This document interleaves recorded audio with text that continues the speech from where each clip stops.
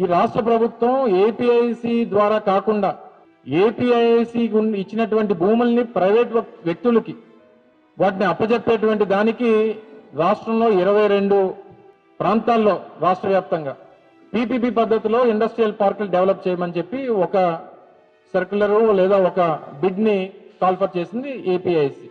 నాకు తెలిసి ఇప్పటి వరకు అటువంటిది ఎప్పుడు కూడా చరిత్రలో లేదు.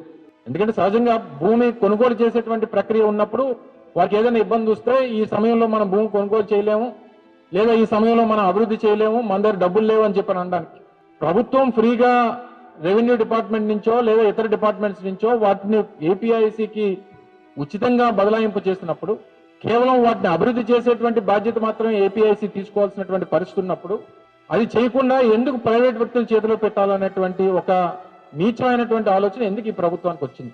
ప్రైవేట్ వాడికి చేతిలో పెడతారట, వాడు అందులో సినిమా హాళ్ళు కట్టుకోవచ్చట, వాడు ఇందులో రెసిడెన్షియల్ హౌసింగ్ కట్టుకోవచ్చట, వాళ్ళు లేఅవుట్లు వేసుకోవచ్చట, వాడు షాపింగ్ మాల్స్ కట్టుకోవచ్చంట.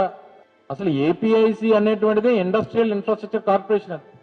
అంటే మీరు ఇస్తున్నటువంటిది ఎవరైతే ఎంటర్ప్రీనర్స్ ఉన్నారో అంటే ఔత్సాహిక వ్యాపారస్తులు, ఇండస్ట్రియలిస్టులు ఇక్కడ ఉన్నటువంటి వనరులను వినియోగించుకోనో, ఇక్కడ ఉన్నటువంటి వర్క్ ఫోర్స్ ని వినియోగించుకోనో, ఇక్కడ వ్యాపారాలు చేసి తద్వారా అభివృద్ధి చెందాలనుకున్నటువంటి ఎవరైతే ఇండస్ట్రియలిస్టులు కానీ చిన్న చిన్న వ్యాపారస్తులు కానీ వారి కోసం కేటాయింపబడినటువంటి ఈ సంస్థ, ఈ భూములు కేవలం రియల్ ఎస్టేట్ చెందినటువంటి సంస్థలకు అప్పచెప్పడానికి తీసుకున్నటువంటి ఒక పెద్ద స్కామ్ ఇది అనేటువంటి విషయాన్ని ఈ సందర్భంగా తెలియజేస్తా ఉన్నా.